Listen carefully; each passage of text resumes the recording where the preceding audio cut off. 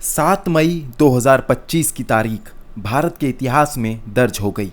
पहलगाम में खून की होली खेलने के बाद आतंकियों के आकाओं ने सपने में भी नहीं सोचा होगा कि भारत की सेना इसका ऐसा जवाब देगी। लेकिन क्या ये अंत है या पाकिस्तान के साथ जंग के ऐलान का संकेत?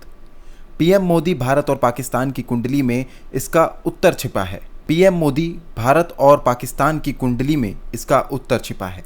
पीएम मोदी की कुंडली जो कि है वृश्चिक लग्न की है। लग्न के स्वामी मंगल की राशि में 7 मई 2025 को रात 3:53 पर मेष राशि में प्रवेश करते हैं। इससे कुछ ही घंटे पहले भारत की सेना पाकिस्तान की ज़मीन पर आतंकियों के आकाओं की पनागाह पर हमला बोलकर लौट भी आती है। बुद्ध की चाल पाकिस्तान के लिए बहुत भारी पड़ गई, लेकिन पाकिस्तान की टेंशन यहीं कम नहीं होती है। ग्रहों की चाल से जो संकेत मिल रहे हैं वे चौंका रहे हैं। पाकिस्तान की कुंडली के विश्लेषण करें तो साफ दिखाई देता है कि फिलहाल उसके दिन और दिशाएं ठीक नहीं चल रहे हैं।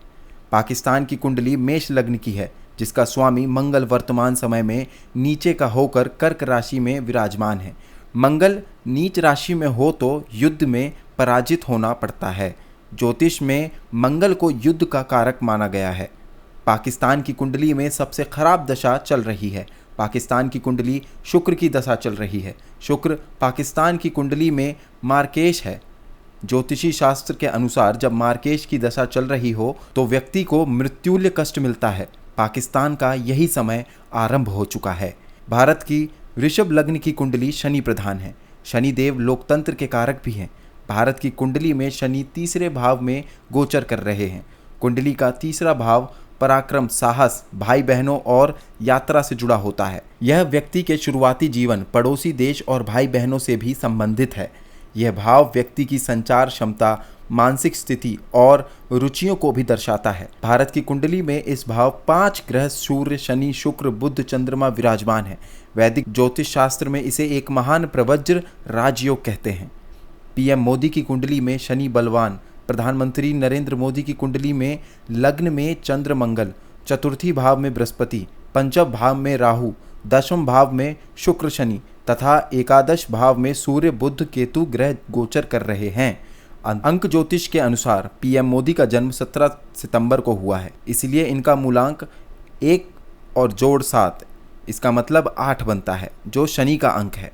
शनि को न्याय का देवता कहा जाता है। इसे कलयुग का दंडाधिकार भी कहते हैं। पहलगाम की घटना के बाद से ही पीएम मोदी ने तय कर लिया था कि वे दोषियों को सजा देकर रहेंगे।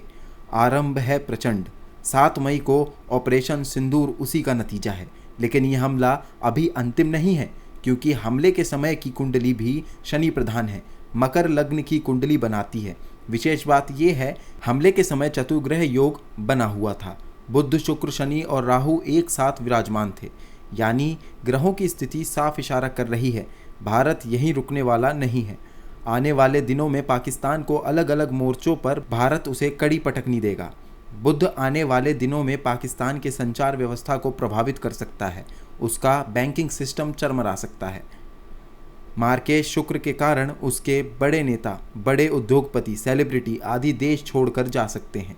राहु जो कि गुप्त ऑपरेशन और उसके शत्रुओं को एक्टिव कर सकता है। कह सकते हैं कि पाकिस्तान को गर्त में ले जाने से अब कोई नहीं रोक सकता। शनि उसके कर्मों का फल देकर ही रहेगा। ऐसी ही तमाम जानकारियों के लिए बने रहिए प्राइम न्यूज़ के साथ।